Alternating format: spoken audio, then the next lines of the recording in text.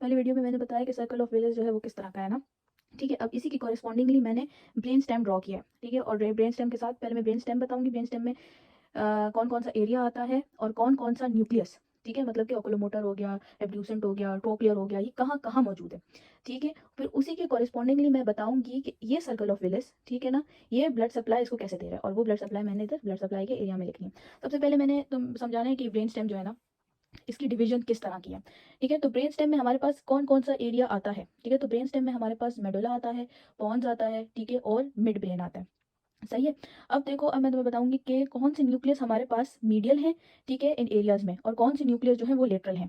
ठीक है, ये बताने से ब्लड सप्लाई बहुत इजी हो जाएगी। सबसे पहले मैं शुरू करूंगी मिड ब्रेन से। तो मिड ब्रेन में मीडियली हमारे पास 3 और 4 न्यूक्लियस प्रेजेंट होता है, मतलब ओकुलोमोटर नर्व का और ट्रोक्लियर नर्व का न्यूक्लियस होता है। सही है। फिर हमारे पास आ जाता है पॉन्स। तो पॉन्स में हमारे पास कौन कौन से आते हैं, 5, ठीक है ना, लेटरली 5, फिर 6 मीडियली, ठीक है, और फिर 7 और 8 हमारे पास क्या आएगा, लेटरली आएगा। 5 ट्राइजेमिनल नर्व, 6 जो है वो एब्ड्यूसेंट नर्व, 7 वाला जो है वो फेशियल नर्व, 8 वाला जो है वेस्टिबुलो कॉक्लियर नर्व। मतलब अगर इस एरिया की ब्लड सप्लाई डैमेज होगी, पॉन्स की ब्लड सप्लाई, तो ये न्यूक्लियस हमारे पास डैमेज होंगी, मतलब उसको जो है उसकी सेंसरी इनर्वेशन वो डैमेज होगी, उसकी जो है वो फेशियल नर्व से जो जो चीज़ें सप्लाई होती है, टेस्ट फाइबर्स और वो सब कुछ अल्टर हो जाएंगे। ठीक है ना, मसल्स और फेशियल एक्सप्रेशन अल्टर हो जाएंगे, और बैलेंस, ठीक है ना, और हेयरिंग जो है वो खराब होगी।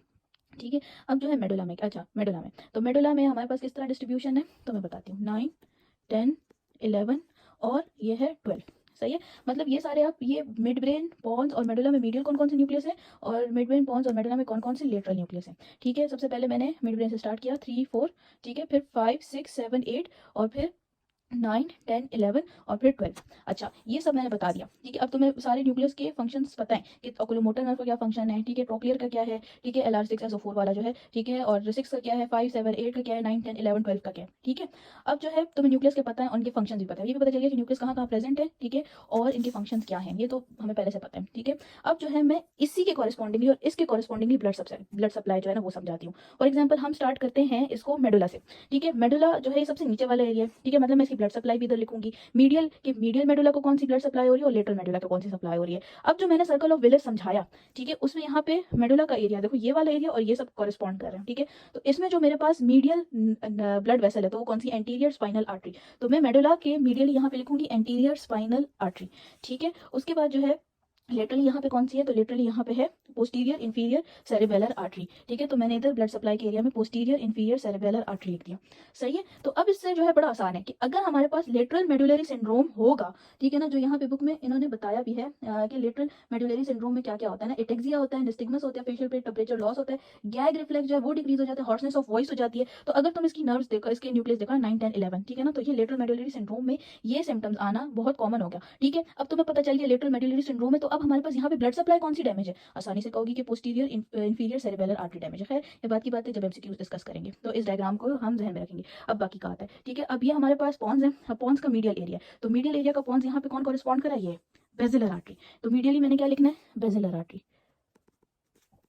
ठीक है, और फिर यहाँ पे लेटरली पॉन्स, लेटरल, ये लेटरल पोंटाइन सिंड्रोम में फिर हमारे पास कौन सी आर्टरी डैमेज होगी, एंटीरियर इंफीरियर सेरिबेलर आर्टरी। ठीक है, तो फिर मैंने यहाँ पे क्या लिख देना है, एंटीरियर इंफीरियर सेरिबेलर आर्टरी। ठीक है, इसी तरह अब जो ये हमारे पास ऊपर है मिड ब्रेन है, अब इसके तो लेटरली कोई न्यूक्लियस नहीं है, तो जो भी हमारे पास ब्लड सप्लाई होगी तो मीडियल में होगी। तो यहाँ पे हमारे पास कौन सी आर्टरी आ जाएगी, पोस्टीरियर सेरेब्रल आर्टरी। तो मैं यहाँ पे पोस्टीरियर सेरेब्रल आर्टरी लिख दूंगी। ठीक है, इसी तरह कोई अगर तुमसे कहेगा लेटरल मेडुलरी सिंड्रोम में कौन सी आर्टरी डैमेज है, तुम कहोगी कि पोस्टीरियर सेरेब्रल आर्टरी। मीडियल में कौन सी है, एंटीरियर स्पाइनल आर्टरी। ठीक है, लेटरल पोंटाइन सिंड्रोम में कौन सी आर्टरी डैमेज है, तो तुम कहोगी कि anterior inferior cerebellar artery. Medial में कौन सी है, तो बेसिलर आर्टरी। ठीक है, इसी तरह जो है तुम्हें पता है कि जब ओकुलोमोटर नर्व का कोई मसला होगा या ट्रोक्लियर नर्व का होगा, तो पोस्टीरियर सेरेब्रल आर्टरी जो है वो डैमेज होगी। ठीक है, ये समझकर ये वाली डायग्राम याद करना बहुत आसान है। ये पेज जब याद हो जाएगा ना सही तरीके से, तो मतलब आधे से ज्यादा न्यूरो एनाटमी के एमसीक्यू सॉल्व हो गए। ठीक है, और उसके साथ जो मैंने ब्लड सप्लाई अलग से जो लिखी है कि एंटीरियर सेरेब्रल आर्टरी की कौन से, मिड ब्रेन का तो ये याद कर लोगी, और एंटी और जो कॉर्टेक्स है उसकी ब्लड सप्लाई मैंने अलग से भेजी, वो सब याद कर लोगी, कोई तुम्हारा एमसीक्यू जो है वो गलत नहीं होगा फिर।